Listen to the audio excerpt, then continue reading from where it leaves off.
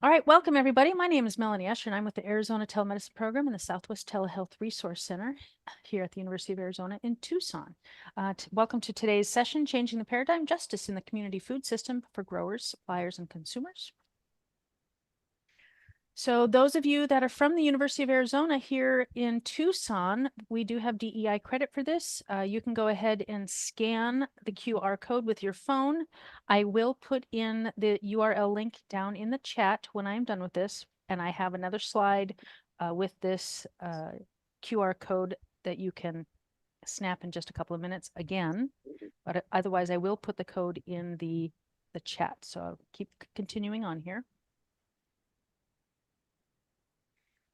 Again, so this series is Improving Access to Quality Medical Care webinar series. We've got the Arizona Telemedicine Program, the Southwest Telehealth Resource Center, National Reach Coalition, the University of Arizona Mellon Eden Zuckerman College of Public Health, and Asian Media Access.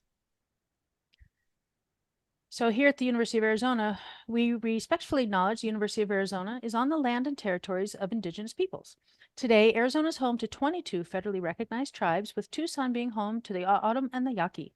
Committed to diversity and inclusion, the university strives to build sustainable relationships with sovereign Native nations and Indigenous communities through education offerings, partnerships, and community service. So again, welcome everybody. The Southwest Telehealth Resource Center, our region states are Arizona, New Mexico, Colorado, Nevada, and the Four Corners region. As you joined us today, your phone or your computer microphone were muted. We will be using the chat function for any questions for Q&A. And there is a post-webinar evaluation or a survey. Please go ahead and fill that out. It will populate, show up in a separate screen when we're done. This is also going to be recorded, and it will be on our website under previous webinars. Again, use the chat. If you're having any issues with some of the video or any of the audio, you can either use the chat or you can email us at atpwebinar@telemedicine.arizona.edu. And again, upcoming events. Just as a precursor, we do have another one in this series on June 18th, and I'm sure Charmaine will mention that as well. Otherwise, we will mention it again at the end. And here is the link to the survey. I will also put this in the chat towards the end of our session today. And this is made possible by the National Reach Coalition with funding support from the National COVID-19 Resiliency Network of Morehouse School of Medicine, and with technical support from the Office of the Advancement of Telehealth and the Office of Health Information Technology at HRSA. And here is the QR code one more time for those of you that are with the University of Arizona College of Medicine, Tucson. And again, I will put that link in the chat feature in just a moment. But first, I'm going to introduce Charmaine Ruddock, and she's going to talk about our panelists. Charmaine?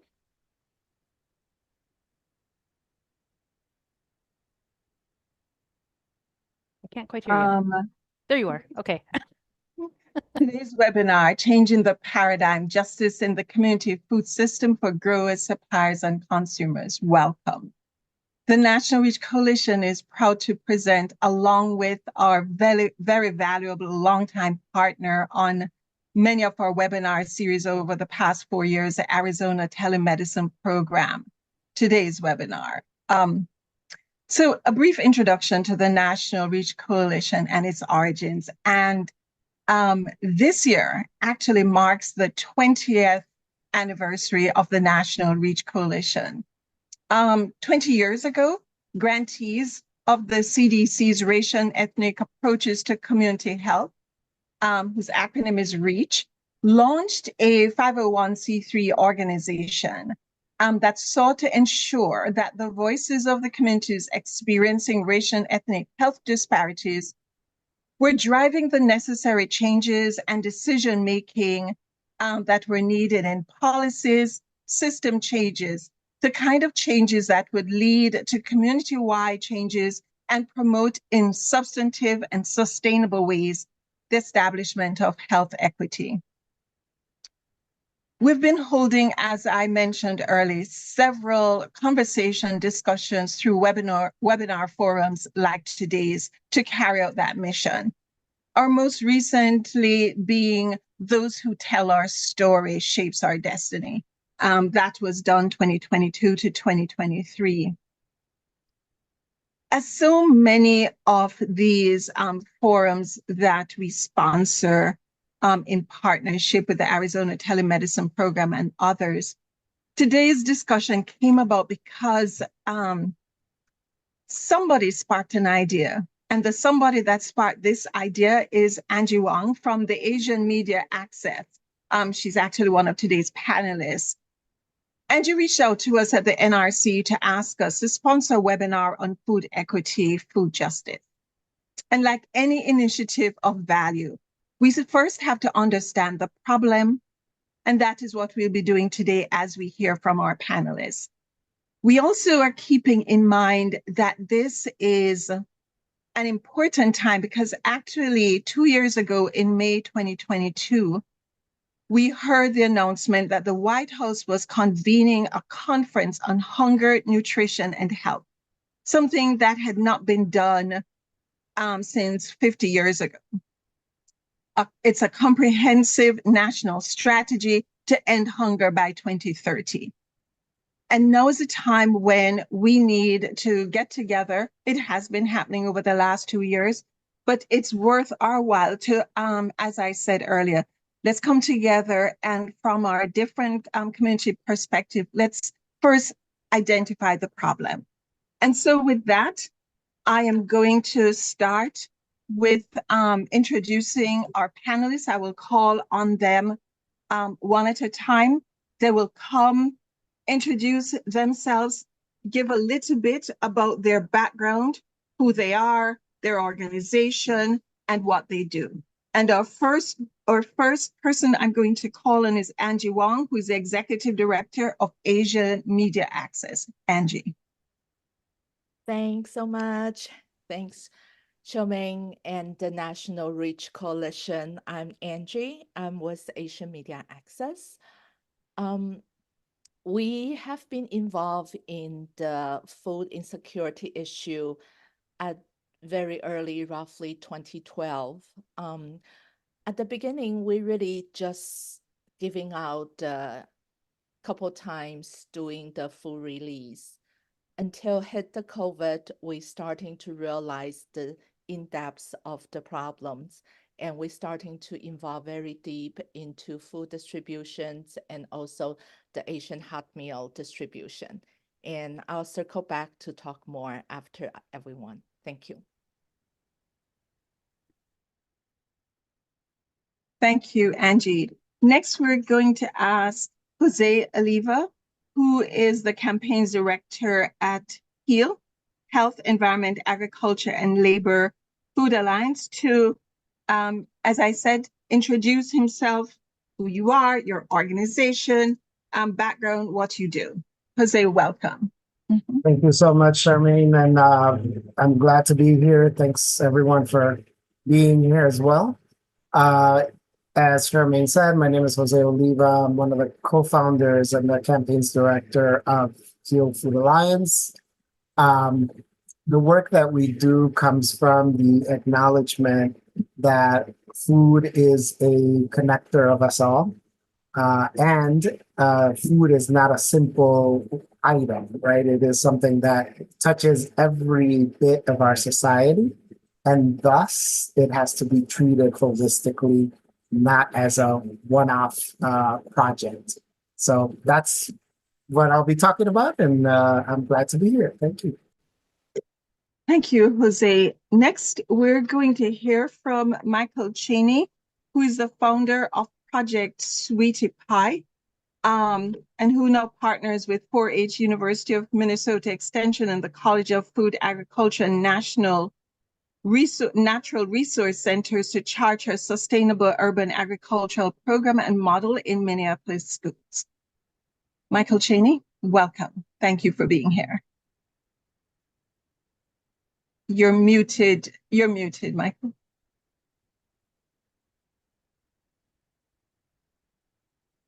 Thank you. North Minneapolis is going green. Give us a call and learn what we mean.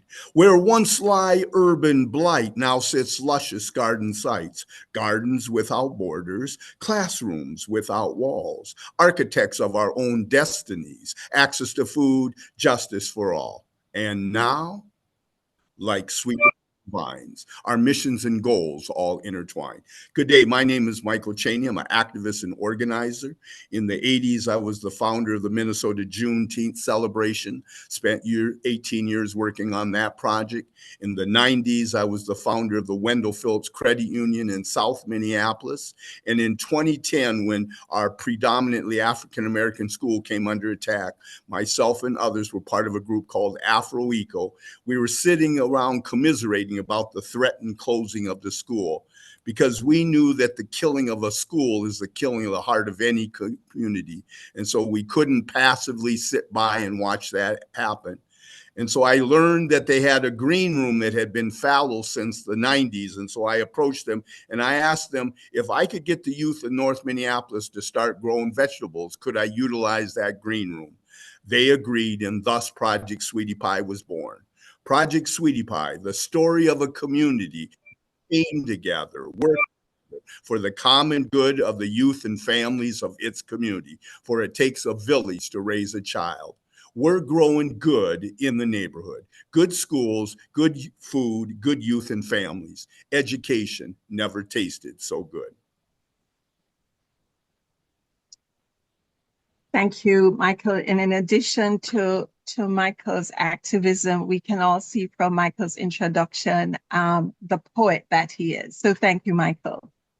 And then our final panelist, who has been so gracious to allow me to call him Zia, so that I wouldn't butcher his name, is the Executive Director of the Hmong Shaman and Herb Center. Zia? Well, good afternoon, everybody. Morning to some of us, but yeah, happy to be here. And thanks to Angie for recommending me. I won't even go as far as say the Hmong Shaman and Herb Center, because we're still pretty much brainchild of Angie and the Asian Media Access. So thank you, Angie, and thank you the panelists, and thank you for the hosts for hosting us today. Yeah, we're coming from a very culture that very similar to, I would say, our brothers in the African or the Black community, as well as the Native community, where food is everything to us, both physical and spiritual and mental. So all the well-being connected to the food intake we have. And as we all know, modern urban American is basically feeding us with chemicals. So that's some of the things that our community have experienced, in recent trend of the overindulgence in modern, medical or medicated food system. So yeah, be happy to be part of this, and looking forward to the presentation.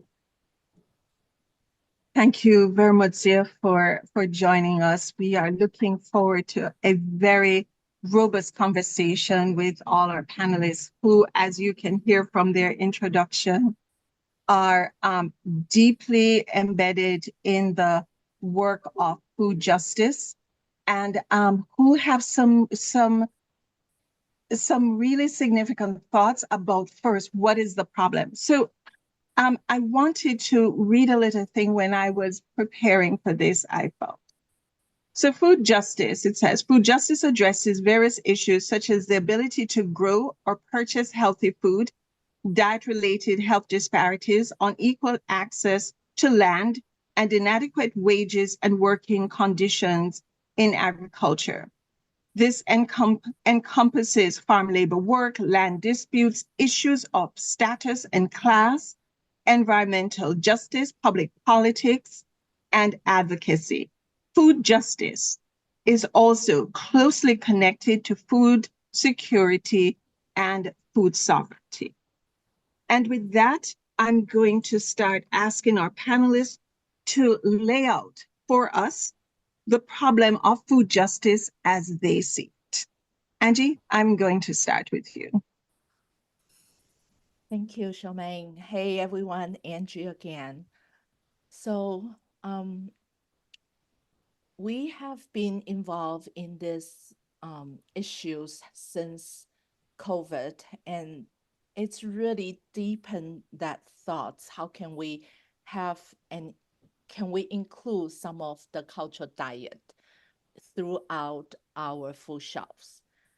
During the pandemic, we see it very clearly. Our Asian seniors are eating macaroni and cheese because that's the only food they get. And we starting to ask some of those key questions, why we don't have more cultural diversified food, cultural diets food in the food shelf.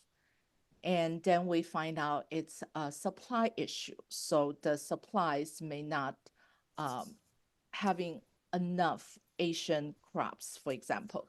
We don't have enough farmers to grow the Chinese bok choy, gailan, Thai red pepper. So all these very traditional Asian food is not available during this crisis.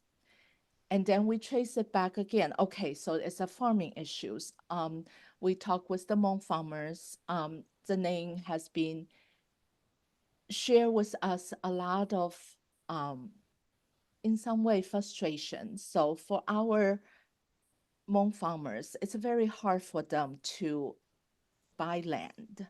A lot of time when they're trying to purchase any farmland available, they may invite to the table, and then when they see they are Hmong farmers, they just been rejected, and a lot of injustice in this land ownership as well.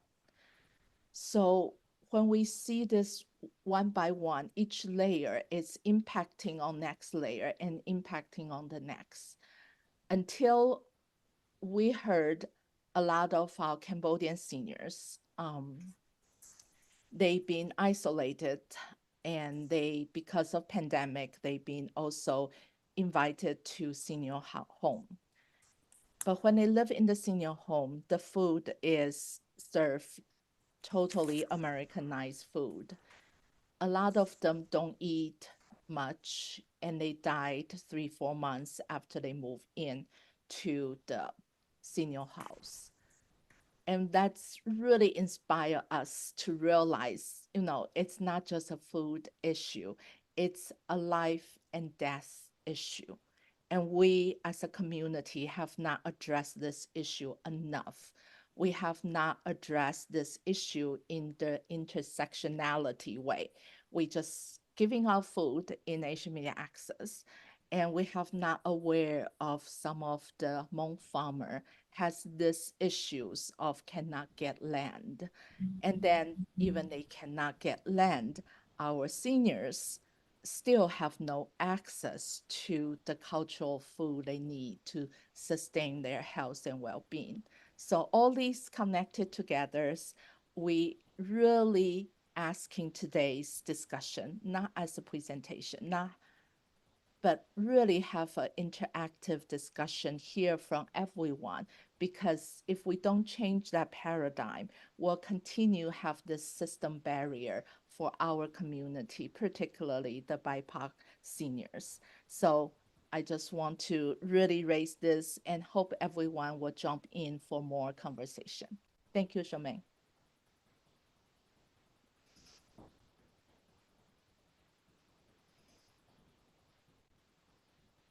I think I'm going to try and keep myself unmuted. I will just manage any noise around me, because apparently I am not aware when I'm muted versus unmuted.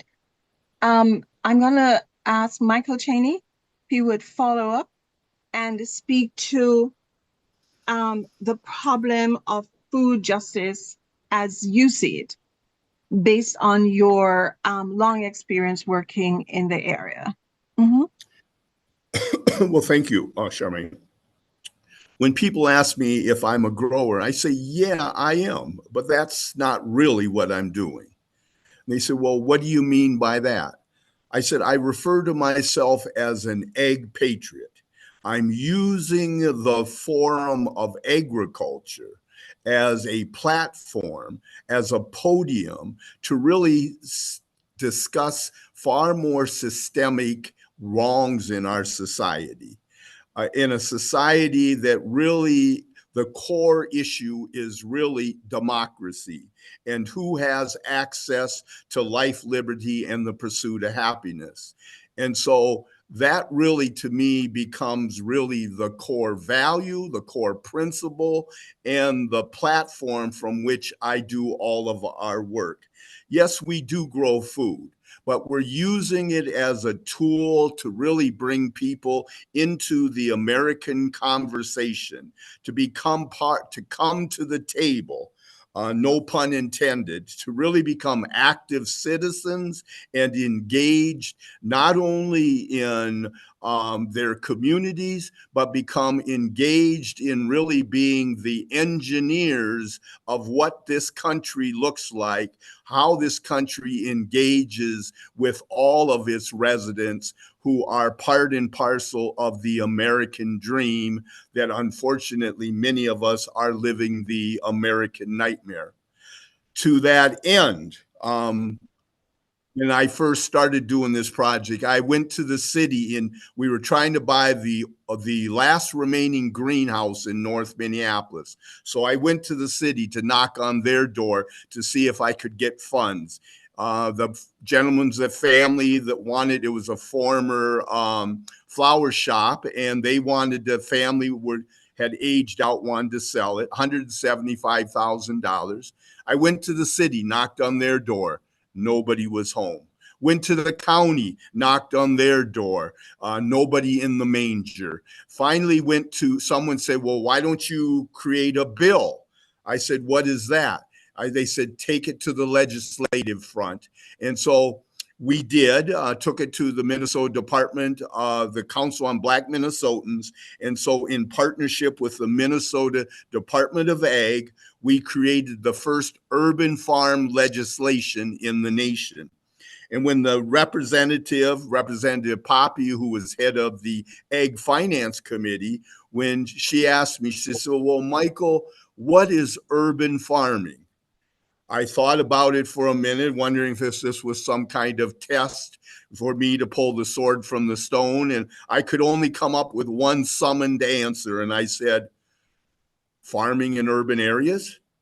But, you know, she didn't want to believe me because, you know, I was simply a, you know, colored kid from the Bronx. What would I know? I certainly didn't have the esteemed education background that she and her peers did.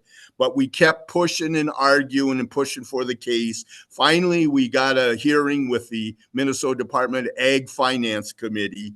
And I remember one of the comments from one of the legislators. They said, Michael, this is cutting edge legislation.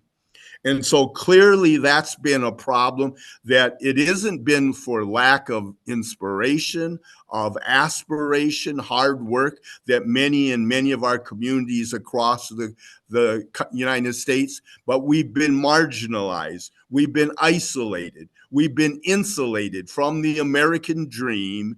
And so it's necessary that we strike at the highest halls in our country to really mobilize and energize. And so we finally got the bill passed. First of all, we had to do as I said, I was trying to get a mere $175,000, but they wanted to test the waters. And so they wanted to do a research study. That research study cost $250,000. Very few people have seen it.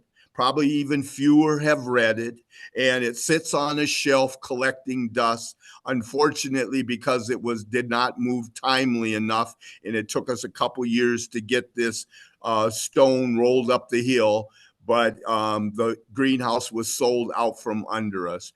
But again, I think that it's incumbent that we also realize that there are laws and legislations that really have our bootstraps tied together. We haven't been lifted up and out of poverty. There's policies that have kept us cemented to the concrete. Thank you, Michael. Jose, you come out, or you have your origins in issues around labor in the food service industry. So talk to us about what's your perception of food justice or food injustice in this country. Yes, yes, yes. So I'm gonna share some slides. I hope that's okay. That is Um, can everybody see this? yes. All right. So I don't think that the problem of food justice is, I think, just like Michael very accurately pointed out just now, is not a new thing, right? And in order for us to really wrap our heads around it, we have to understand the history of our food system. And so the first thing that I want to do is talk about what the food system is, right? The food system is everything that brings food to our plates. So this is a good quote right here from Good Food for All that tells you, essentially all of the parties, all of the various people involved in the food system. But how did it get that way, right? Like, and how is it that we have, Angie talked about earlier, access to good food is so scarce in especially Black, Indigenous, and other communities of color, while there's a whole movement for good food, right? And how did we get to this sort of dual two food systems kind of thing? It all started in 1650 when Virginia legalized slavery. And that did one thing. It created an addiction for cheap to free labor in the food system. So the food system, the food that was being grown in the colonies and the plantations in the South was not seen as something that was going to feed people. It was seen as something that was going to make people a profit, right? And that is enabled by the transatlantic slave trade. I'm not trying to do a whole history of this here. There's so much to say about this, but needless to say, anywhere between 10 to 12 million Africans were kidnapped from their land, stolen, brought here, and forced to work for free.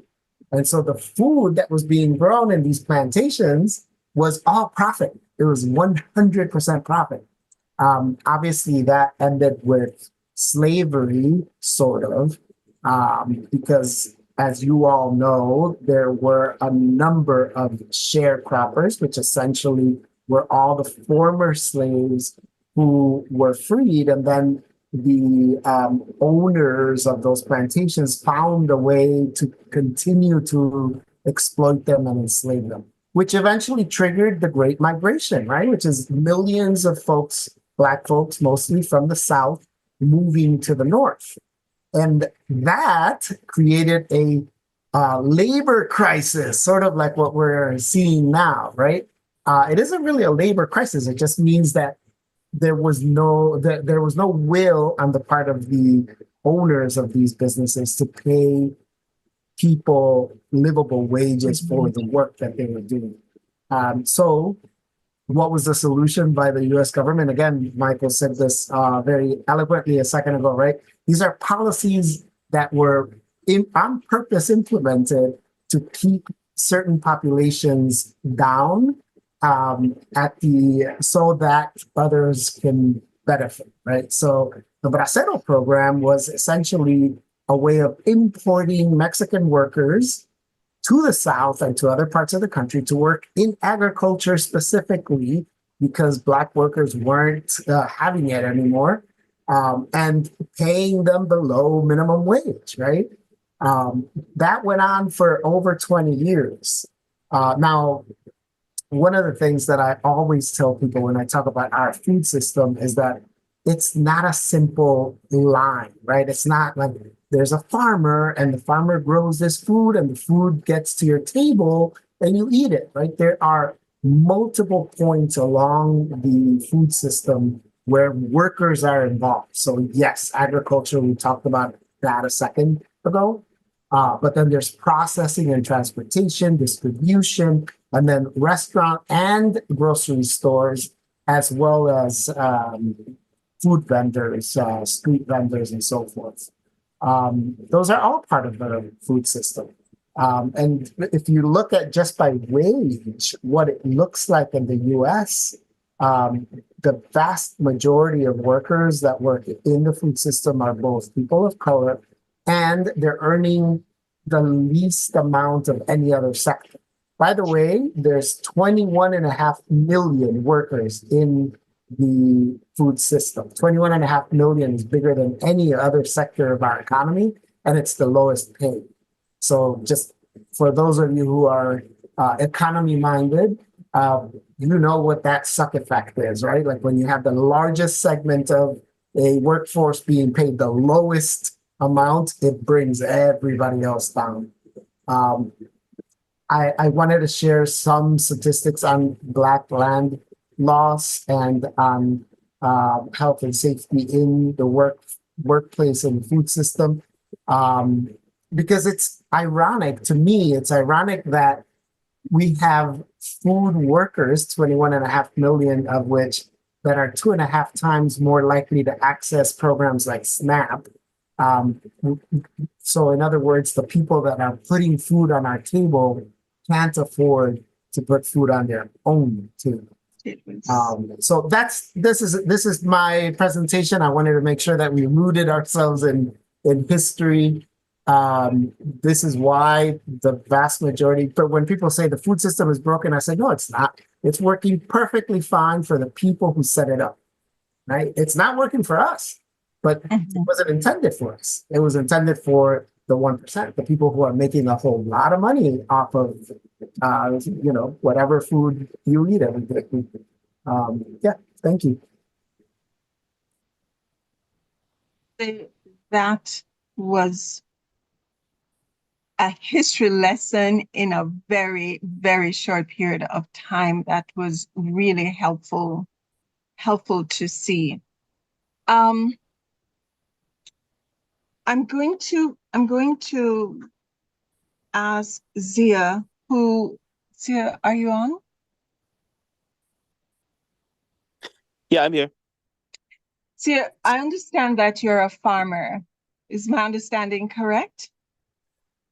I just like Michael said, I would say yes, but I'm more of the advocate for farmers. All right.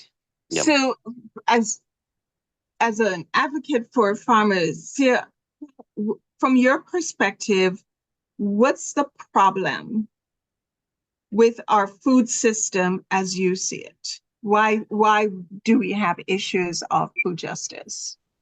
Yeah, I think Anji already touched on, the very basic, the detail. I'm just gonna speak a little bit more of my actual background and very brief time that I work with MDA, which is the Department of Agriculture in Minnesota. So what I saw, probably, if anything, has to do with the fact that we don't have access. The community do not have access to the resource for more long-term, more strategic farming at a greater scales. And then the resource do not have access to the community. Mainly from my brief experience with MDA, Minnesota Department of Agriculture, those people that are responsible to distribute the resource to the community, they do not have any connection to the community, so they don't have access to the community, and the information is not provided. So the community do not, don't even know, let alone have access to. And even if they know, everything's in English. Everything is tailored to the more, I would say, mainstream, where you have to have established, formal established of farming credentials, farming and business, and none of the community, not just the Hmong community, but mostly the new Minnesotan or new American community, mainly from my experience, the Southeast Asian or the Asian, refugees. And we talk about refugees and immigrant. I'm sure you guys know what we meant by the difference between the refugee and the immigrant. So yeah, so the primarily, again, the Southeast Asian, refugee community, they do not have, not only they do not have access, but they don't even know where to begin. One good example that Minnesota Department of Agriculture started it, but I don't know if they still have the funding to continue. But they have this program, they call it the Farming Transition Program, where they find, existing, farmer who wish to retire from their farming and but they don't want to give up the farming, the land, and they want to find some assistance and then transition that out to, potential new farmer. And I thought that would be perfect for not only the Asian community, but for the, new community that come into Minnesota, regardless of what race you're coming from, what ethnic you're coming from. That would be perfect for those, that are interested in farming at a greater scales. But I would say, the community of color do not even know about that program, and then you got all this rich farmer that continuously receive, governmental funds and aids, but they cannot, provide that benefit start where they're at. It doesn't trigger down to the community where, could benefit from such service and could have access to and continue that farm. So, so that's my piece. So I'll just leave it at that and see if we have any questions we can talk about more later. Sure. Thank you, Zio. So Jose, I wanted to circle back to you because you gave us a wonderful history lesson about the fact that food injustice is not just now. And we have a food system deeply rooted in injustices. I wanted to have you comment with that history when you hear Angie talk about the challenges that the farmers in the Hmong community and the Asian community, the problem with them buying land and land ownership as a starting point to then address the issue of consuming the kind of culturally relevant food that community and the elders in particular that she brought our attention to. How do you connect the history of the food system and a broken food system here and the challenges that the new Americans that Angie spoke about are finding? Yeah. I mean, the reality, and Angie, I'm not trying to give you advice on on how to do your work. I'm sure you're doing amazing work. But the reality is that there is no actual pathway that is set up or that systemically there has ever been set up for people who don't have land and want access to land can have that. And it's set up that way for a reason, right? It first and foremost, most of the land, if not all of the land in this country, is stolen land, right? It belonged originally to native people who lived here thousands of years before white Americans or any other Americans came. And so that the predication is, if you're settler, you get land. So settler meaning white, right? If you're a settler, you get land. If you're not a settler, you work at the land. You work for the settler. And that's the system, how it was set up.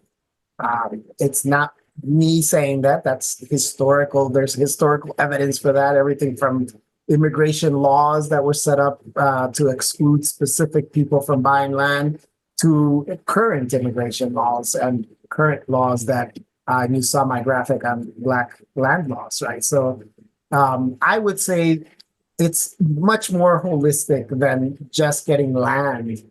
That's a good starting point. If that is your starting point, I don't think there is a place that you have to start, but that can't be the end, because that is not going to change the food system as a whole, right? You might get more nutritious food to some of the seniors, but that's not going to create a whole sea change in their diet and in access to the food that they require, cultural or nutritious or otherwise.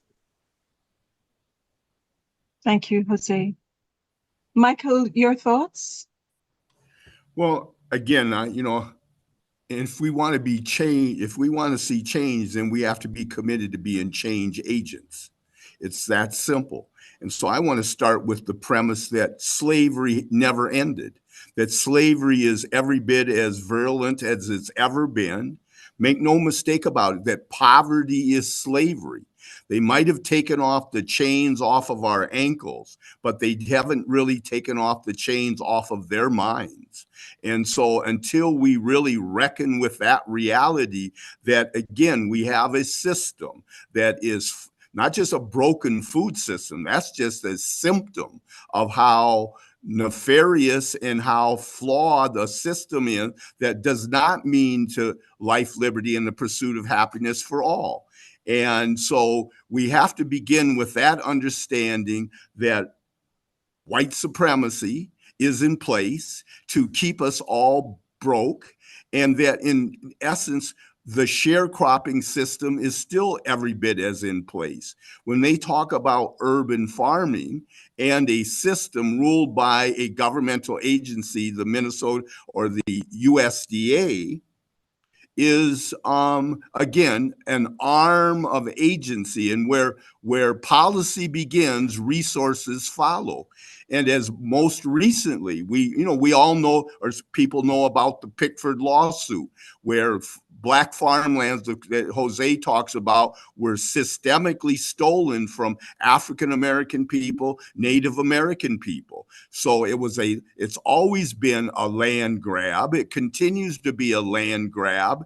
And we can talk about the Black Justice Act that Cory Booker, Tina Smith, and some of the folks tried to be more equitable and put in some policy that would return, take a more equitable stance. And what happened? They referred to it as reverse discrimination. And there's been massive lawsuits that have really frozen those righteous actions, legislative actions, and have frozen them in their shoes.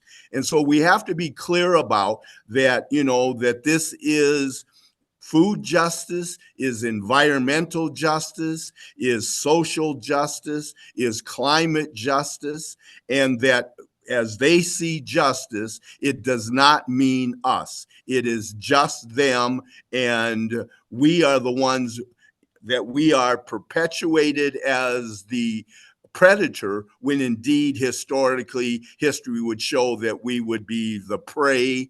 Everything from some of the stuff that the land covenants in urban communities that kept us isolated, kept us out from receiving funding.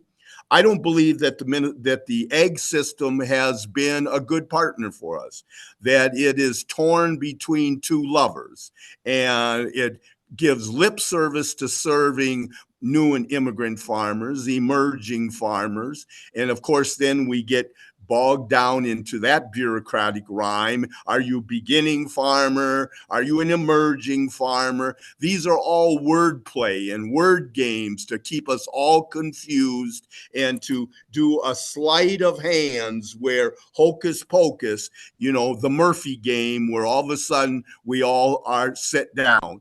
And so we have to really charge the hill and take the hill and birth new legislation and continue to look at that farm bill. I just came back from Washington, D.C.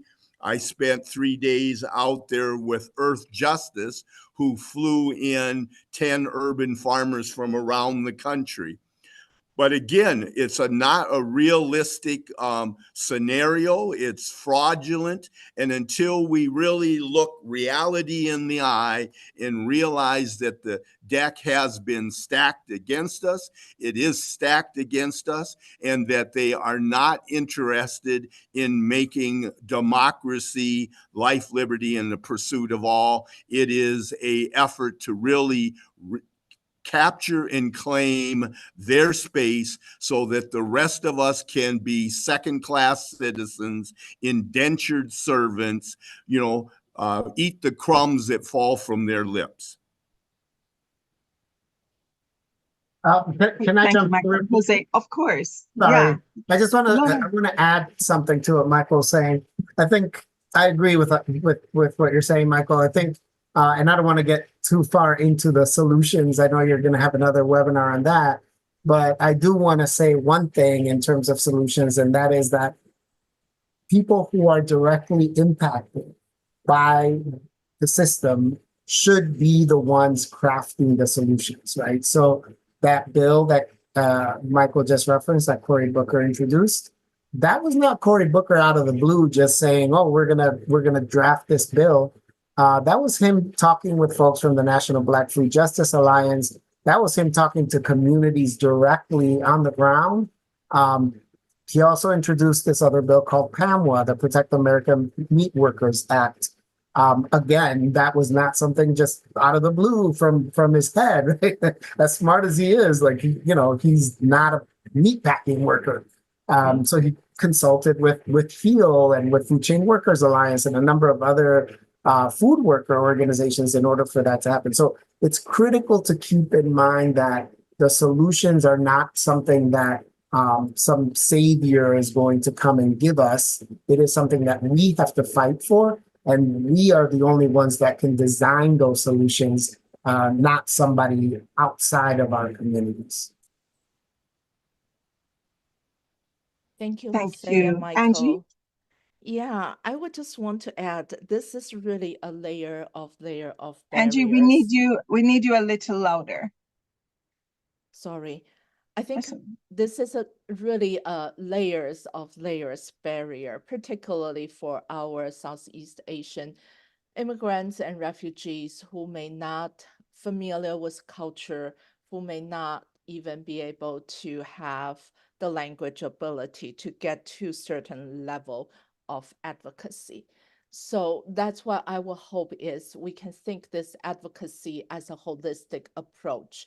Policy totally is a good one, but how could we in the meantime be able to really pay attention to those others' needs? My seniors, they have urgent needs. So how could we do that? Be able to bring them some of those cultural food through different venues so we would be able to see that happen, a very basic human right happen, maybe not just at the policy level. Then how can we be able to starting programming level? So starting some of the ways we would not to fix the broken system right away, but we need some patches now.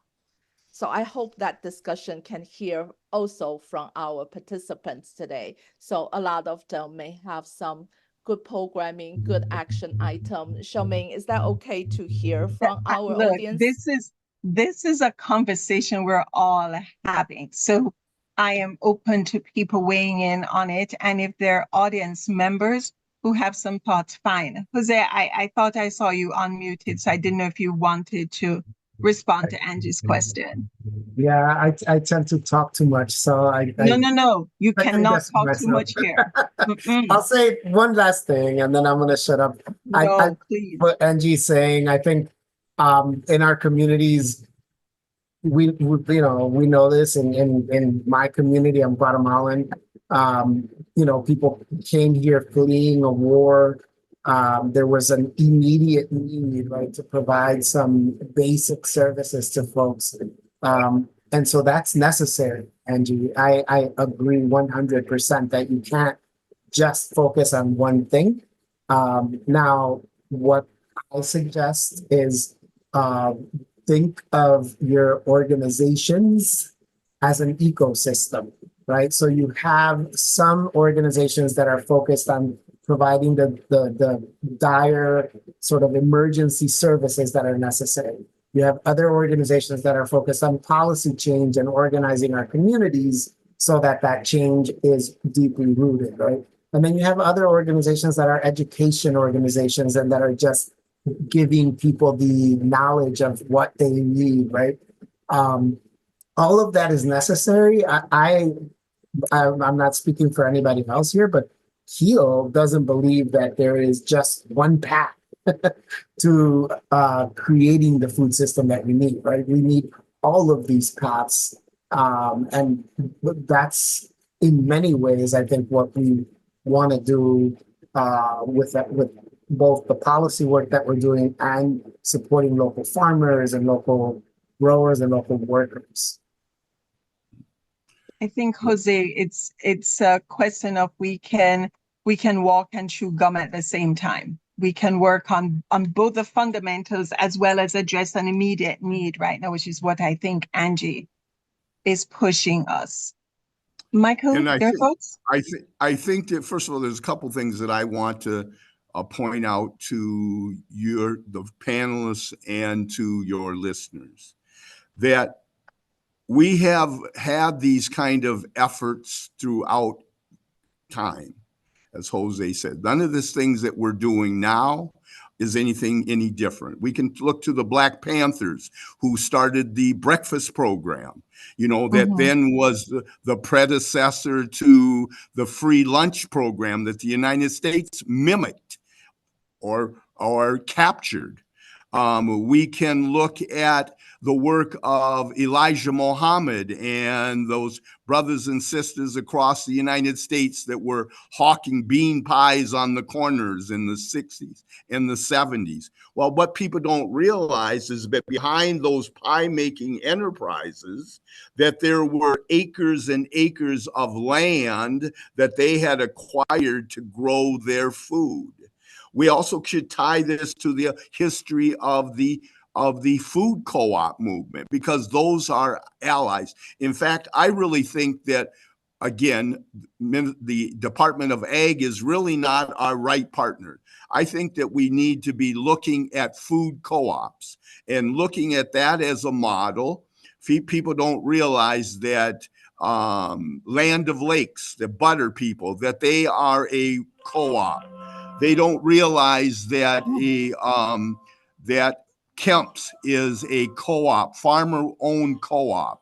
And so I think we should be looking at some of those models that would put us placed squarely between food co-ops. Now we are part of their supply chain, and credit unions. Now we're part of their revenue stream and their bottom line. And so I think we have to use innovation. We have to think innovatively and be creative and look at history.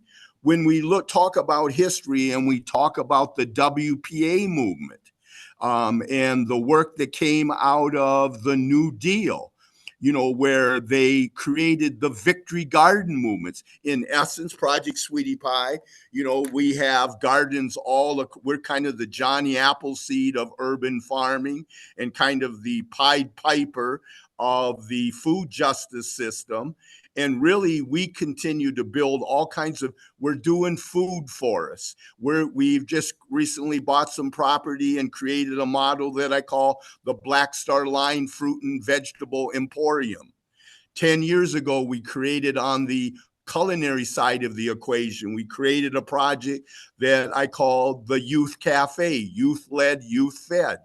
The future is now. It's incumbent on us to not do the same thing that the family farmers did by not building a succession plan, that we really have to educate each and every one of our young people, bring them into these tables, bring them into these conversations, take them under our wing, become mentors and role models for them so that we can turn over the keys to the Maserati as we age out, that we're making sure that we are building the next generation of youth advocates, youth educators, and and food practitioners.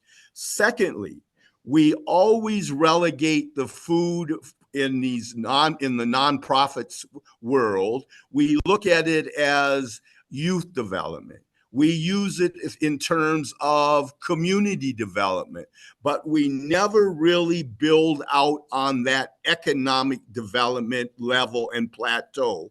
And so until it's hard to live in a free enterprise system unless you have goods or service. And so I want to urge your farmers and your growers and your nonprofit organizations. I say the smartest nonprofit in the world has been the Girl Scouts, because they realized that you had to have a revenue stream and you couldn't just rely on somebody else's altruism and good faith. And so they birthed the Girl Scout cookie. And so if we think in terms of value-added food production, I always like to say that we won't know equity and inclusion until the food that is sitting on our big box stores is more reflective of the diversity of our culture.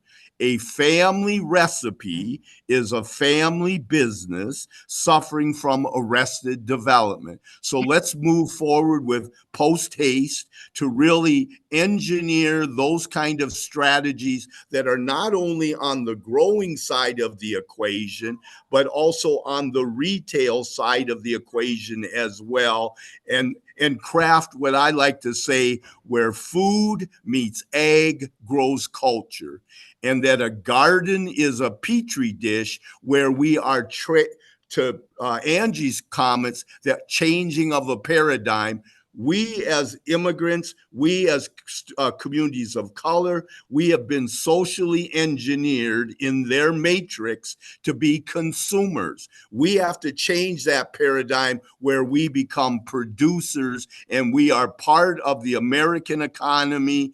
And we shouldn't be asking for a contract from Minneapolis Public Schools, from St. Paul Public Schools, from Dallas Public Schools. We should be demanding it, because those are our children, and the same young people that we want to see eating this food, we ought to be seeing them growing the food and receiving a remuneration for their efforts, so that we could then grow to the kind of scale that we could be part of the supply chain to our school system.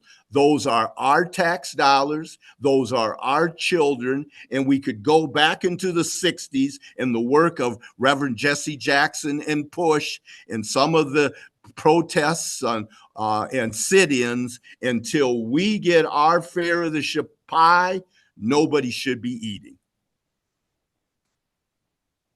Thank you, Michael.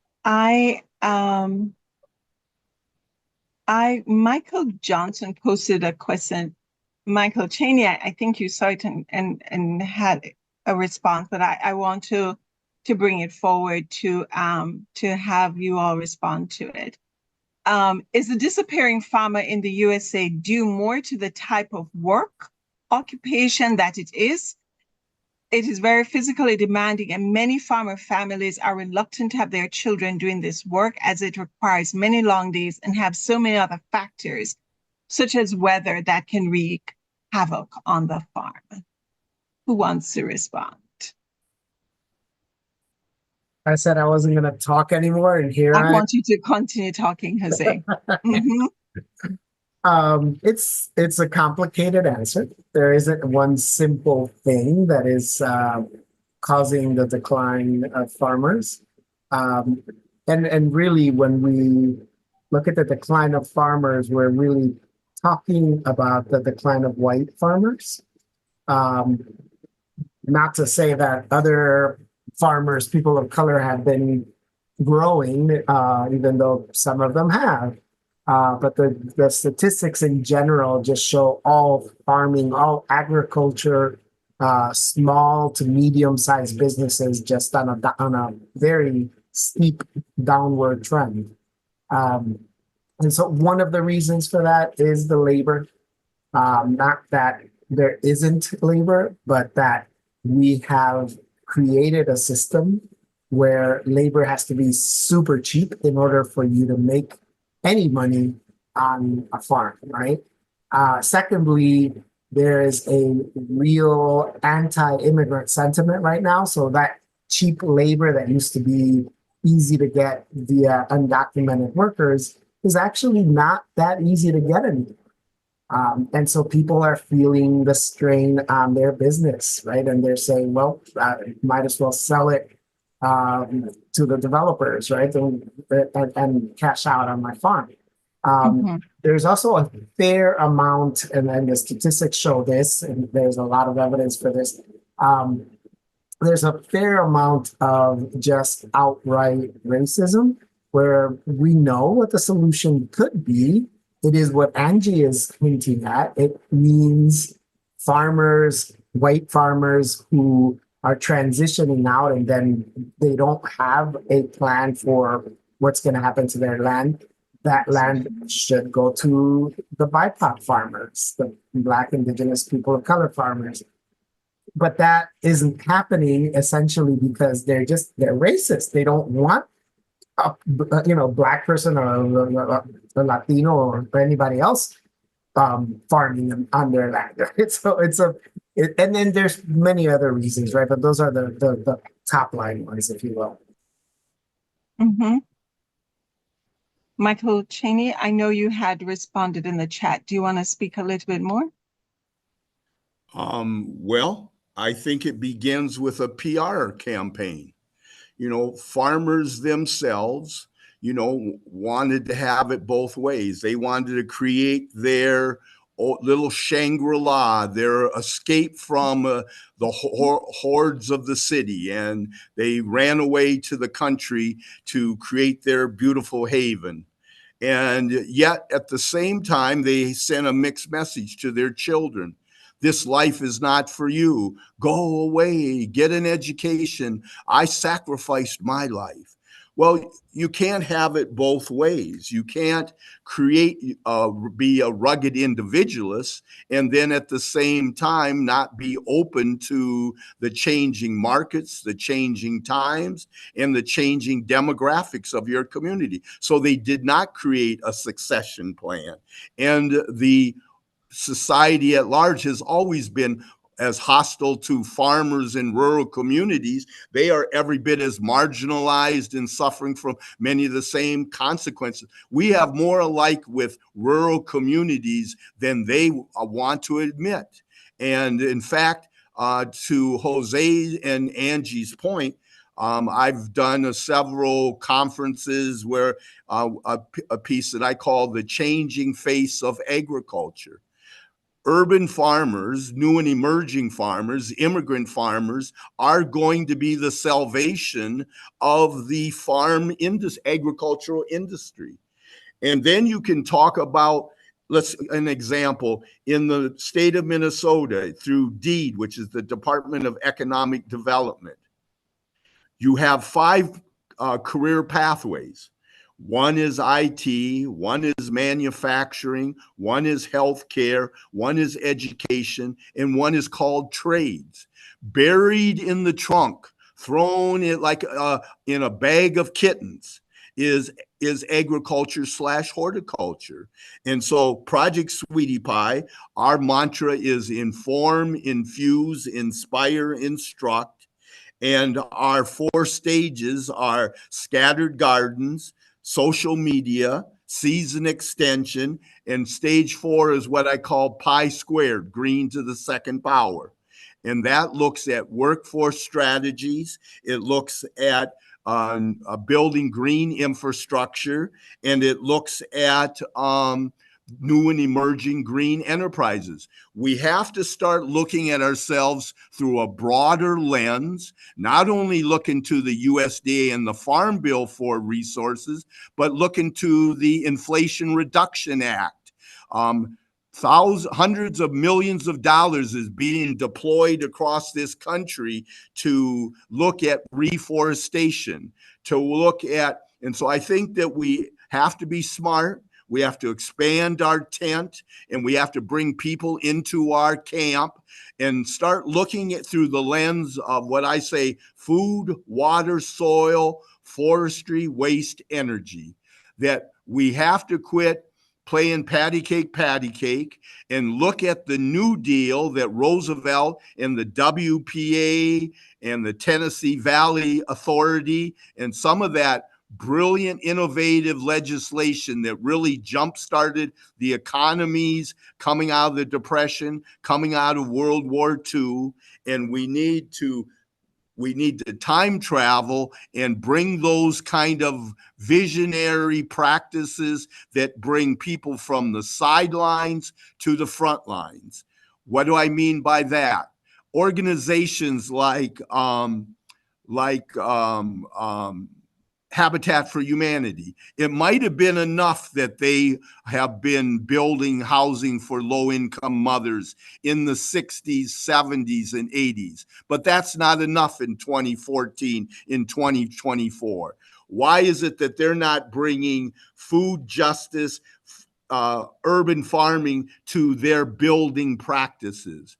It might have been enough that Goodwill Industries has doing workforce training and doing reuse of second products so that they don't end up in our landfills. But that's not enough. Why is it that they're not bringing food sovereignty, food justice solutions to their front doors? We have to come out of the closet. We have to create iconic models. We have to think big or go home. And we have to bring if global warming is the existential threat, the peril that scientists want us to believe, we have to become entry into that sector and really think of Toro, dive, and really move and energize and be a catalyst for change if we want to stay relevant and if we are serious about having a big impact on society that raises all boats and get over this isolated, insulated, momsy-popsy approach and really think about how do we raise the agency not just of HEAL, not just of Asian Media Access, not just of Project Sweetie Pie, but how do we raise agency for all, and how can we come together to collaborate and to put it together sustainable development practices that don't happen from the top down imposed upon us, but they bubble up from the ground like lava, and that so that all boats rise in the marina. Thank you, Michael. Can anybody respond to that last point that Michael made? What was it, Michael? How do we give agency to folks? Like Angie's Hmong farmers, who Angie said, in the chat, she put many of the young Hmong farmers shared with us that is a love of farming and land because they spend time growing up with their parent farmers. How do we give the Hmong farmers, the indigenous farmers, the young Black farmers, how do we give them agency? Anybody? Jose, I'm gonna be courteous, let you go, bro. Or Angie or Maybe have Zening, would you be able to share some of those, particularly in the field? Sure. I lean in the direction of power. There's really nothing, the word for power in Spanish is poder, which simply means to be able to do. And that's really all we need is power. And that's what we've been denied, right? And so when I look at young folks who are starting to farm or who want to farm, and I don't want to discourage them, I think Michael's point is actually a really good point, right? Come do some farming in the city, right? Or wherever you live, wherever you are, as a way of getting started. Now, these are folks they have the experience, they've been doing it, but they just lack the land. then I think it's an organizing campaign, what you're looking at, right? You want to bring all of those folks together, and together you want to demand land from whomever it is that makes the decisions around who gets land and who doesn't, right? Whether that's USDA or it's MDA in the case of Minnesota. I think that's what you said when you were based. And that to me is the key, right? If you build enough power, you'll be able to, instead of begging for something, you'll be able to demand it because you have the power to do so. So, Michael, were you going to weigh in, or can I be a little burr under the saddle of Jose as he just talked? Jose, we're in a situation right now where we see it politically, educationally. There is a real intentional drive to make sure that power that seemed to be going out to others, that gets stopped, right? So in light of this current social, political, and economic environment that we're working in, how do the young folks, the Hmong farmers or whoever, how do they get that power when there is a real intentional push by those in power to stop that? Yeah, no, and I don't debate that. I think that's absolutely true. There's a worldwide tendency towards fascism right now. A lot of European countries and countries all over the world have elected these very, very authoritarian, very right-wing dictator types who consolidate power and who do not share that power with others, especially minorities, right? In our country, we are minorities. If some folks had their way, we would have absolutely no power. Exactly. But the only way that we've been able to build power is through organization. And you can point to historical examples. Michael pointed at the Black Panthers earlier. They built a ton of power by doing just what I just described, right? Bringing a lot of people together. If you form a block of people, you are a power to be contended with. Because you can actually influence elections, right? And the people who are elected in those offices know that. So, just one really quick story. We started doing this work here in Chicago about almost 8 years ago now, in 2015, to pass a piece of policy at the local level. Chicago, it's not like this anymore, but back then it was. Chicago was a very dictatorial place. The mayor appoints all of the school board people. The mayor is the one that sort of makes or breaks the career of any of our alder people, the city council. And so the mayor was really the person that we were targeting, and that was Rahm Emanuel. I know many of you remember him from the Obama years. Rahm Emanuel is not a very, he's not into sharing power. Let's put it that way. But we brought together 42 organizations from all over the city, from urban farmers to labor organizations to healthcare organizations to all of every single one of the 5 value categories of our policy, of the Good Food Purchasing Policy. They were all in one room together, and each of them had members that represented sometimes hundreds of thousands of people, right? And so once you have that amount of power, Rahm Emanuel came to our mayoral debate. Rahm Emanuel signed on to passing the Good Food Purchasing Policy in his first 100 days. And when he got elected, he did it. And it was because we had power. It wasn't because he wanted to do that.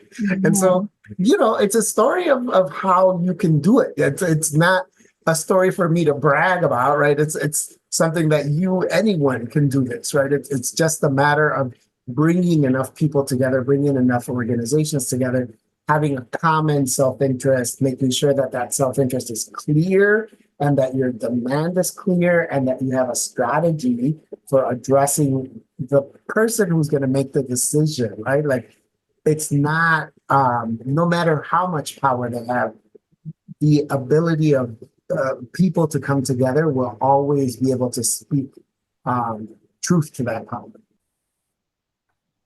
Thank you, Jose. Michael? Well, again, I think that there's a number of strategies. I mean, it's first of all, it's building relationships outside of the system, and it's building relationships with good people inside the system. I'm not so sure that that oftentimes people that are in power have the answers, know how to make a difference. And there are those who are there to make sure that change doesn't happen. But again, there's also those that are there that can be convinced, and are looking for innovation and new devices, new best practices. So I try to be an eternal optimist. But again, I also like to say that, the only thing a big dog respects is a bigger dog. And so how do you move forward to really build size is by organizing and to find friends that you historically may not, oftentimes people in our state in the legislation that I birthed, the urban ag legislation, I was approached after the second year by the head of the Ag Finance Committee, who was a Republican. He says, Michael, I want to be a co-author on this bill. And then he says, well, do you want this just to be a pilot in North Minneapolis? I said, no, I want this to be statewide.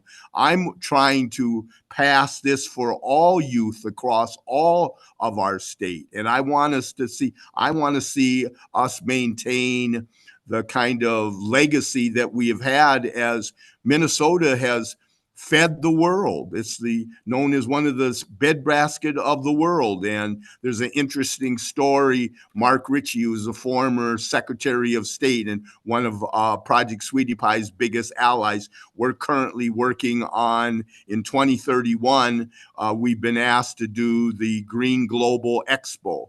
And so we see these projects that I'm doing as the Yellow Brick Road, and we see that as Emerald City, that we have to get in under the coverage of these. You know how you drive down the highway, you try to get behind the big semi so that there's less friction? That's the kind of tactics and strategies. We have to become systems thinkers. We have to find strange bedfellows, and we have to find out what is our mutual concerns and how can we address our mutual interests. And so one of our biggest partners right now is the Farm Bureau agency, which is historically the largest farm agency, basically housed in the Republican side of the aisle. And I think that farmers in rural America are suffering again because of workforce, because of some of the policies that are, not very well thought out, and because they realize that to stop the erosion of the family farm, we've got to grow the next generation of food producers. And so that's where our common denominator is. That's where we can agree to agree and not really focus on what we disagree about. I want to move forward and build a coalition of the willing. And I always like to say if we're all well-intentioned, which oftentimes people use that as their sword and shield, well, then let's be more intentional. How do we come together again to build agency? There's farm communities that have, one city manager who might be also volunteering on the fire brigade. Well, they don't have the capacity to respond to some of this farm legislation. They don't have the capacity to apply for some of this Inflation Reduction Agency. And so I think we need to start on the state level of agency and create a model of a urban czar coalition consortium where we're really now where the federal legislation, where there's pennies falling from heaven, how can we put out our buckets and capture some of that rainfall so that we can put it away for in the future rainy day fund? And we need to be thinking smart about that. And that's where agencies like Charmaine, your organization can be, you folks have the gift of gab, you understand legislation, you understand grant writing and really going after collecting large dollars. And I think that we need to join forces. Those of us that are grassroots organizations need to join forces with organizations like I said, the earthjustice.org, organizations like the Union of Concerned Scientists, organizations like HEAL, and to really keep our eye on the prize, looking at some of this large resources that are being deployed on the national level. And then let's bring it state by state into our community and create almost like a junction box where we're bringing the money into the state, we capture those dollars, and then we have intermediary agencies that are doing the back office, they're doing some of the accounting, they're doing the reporting, and let farmers do what farmers want to do, what farmers are good at, and let them grow food, and let us be about growing the growers, because that's really, growing food is easy. Growing growers is really the mission at hand, and growing infrastructure, food hubs, and agencies that can work on behalf of the whole. Thank you, Michael. Thank you, Jose. Angie, does this Yeah. respond to some of the questions you had? Yes, for sure. I think for us, we do have a Hmong American Farmer Association, and they do own lands, and they're starting to buy lands so we can be collectively really growing those Asian crops. But they just, for example, a few years ago, Dakota County want to cut through the Hmong farmers' land and just build a high extension for Highway 52. Oh, boy. So again, it's a decision made without really support discussed with the community. In return, the farmers do organize and get Department of Transportation's willing to put in $2 million to build a safety hub so they can transport the farm equipment to either side. But this isn't such a policy should not even happen. And after happen, have to have farmers organize themselves and to get some of those additional funding to improve the road to support continued farming. It's just ridiculous. And then we see a lot of our Hmong farmers growing crops, and then some of our Hmong seniors also suffer because they have not connected. A lot of the Hmong farmers selling at the farmer market to the Caucasian neighborhoods at the farmer market, catering some of the middle-class families.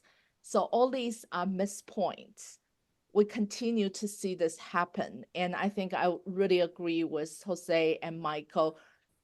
The approach has to be holistic, has to be a balance, has to be have policy level, has to be programming level, and has to be intentional to support the local community to start with. And I just feel like that circle back to what your original title, the paradigm shift. A lot of time I feel we talk to the audience, we are preaching to the choir. This is a great audience, and they take into our considerations and they providing our good feedback. But who we really need to reach is have not been in the room because they refuse to share the power. And I think that is the hard barrier for all of us. And we definitely continue this collective power. But if we continue be cornered into one area, how could we do? So I'm watching Michael, I saw you were just gonna say something. Let me just say this, Michael, and then I'll turn it over to you. This, and somebody texted me, has been one of the most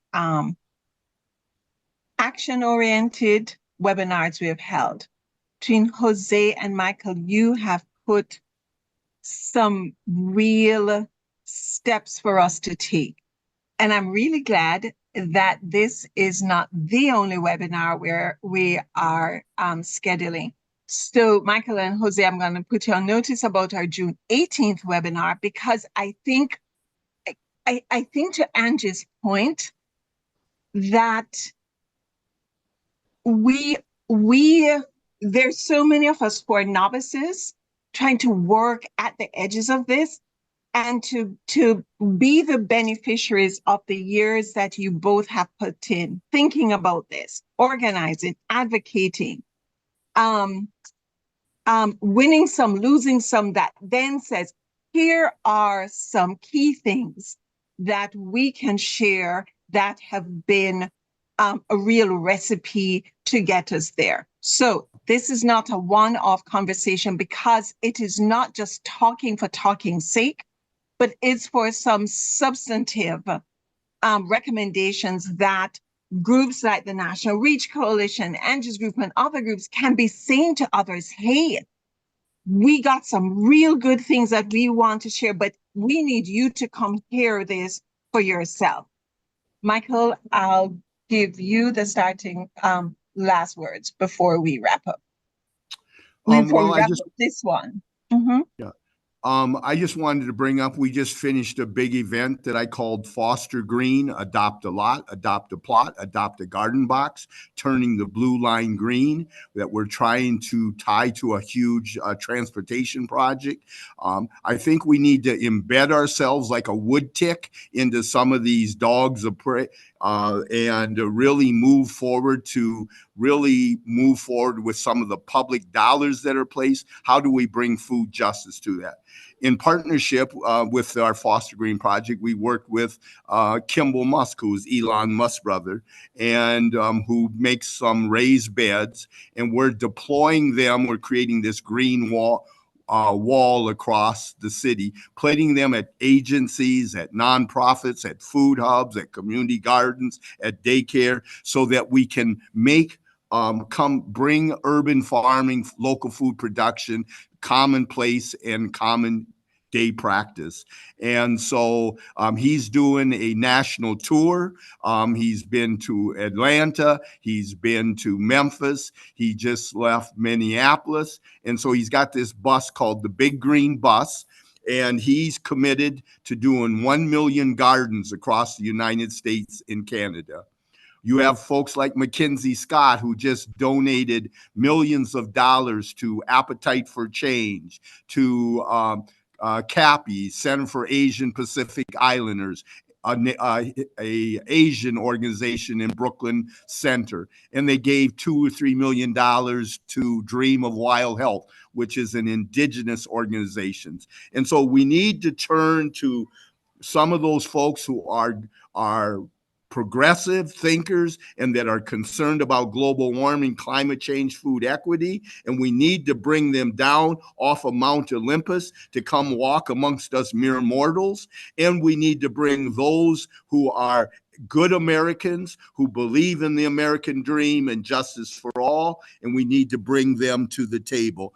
I want to finish off, as you said, I am a poet. So I want to finish off with a poem here, if you'd indulge me. It's actually It's a piece that I was actually commissioned to write for Kimball Musk in one of their fundraisers for his Big Green DAO, which is an opportunity. It's a philanthropy that fuels BIPOC organizations in Colorado and across the country. And this piece is called How Does Your Garden Grow? Food is a peace offering, a blessing from above. Each seedling grown, it is an olive branch, planted and then nurtured by love. Let your laughter ring like thunder. Let your joy peel like rain. Come run your fingers through some rich black soil and then watch that richness heal your trauma and your personal pain. Let your harvest be your bounty. Let generosity and altruism be your fare. When we grow food together, kindness and compassion becomes the true currency that we share. For growing food changes lives. I know, for I am a witness too, that a garden is a thing of beauty and wonder, one of nature's many jewels. As an urban farm practitioner, I've grown. I've become a true believer over time that growing food changes lives. I know because changing food has changed mine.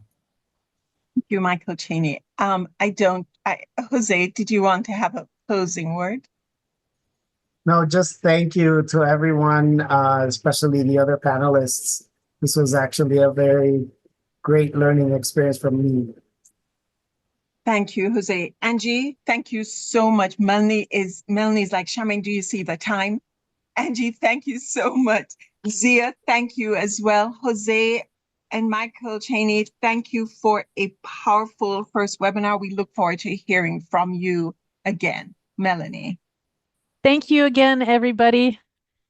Yes, and when did we do this in last year when we were doing our sessions? Again, our next session will be in June 18th. Everybody that has attended and registered for this session, I'll be sending out an email to you as well to let you know when that registration is up and open. Again, thank you for all of our presenters. I love this group. It brings together such amazing voices to the table of information that needs to be shared. So again, thank you, everybody, and we look forward to seeing you again. And it would be remiss of me not to say thank you to Melanie and to Chris. Without their technical capabilities, we would not have these powerful webinars. So a huge thank you to you both for all that you do to make this possible. Thank you all for your time. Have a great day, rest of the week.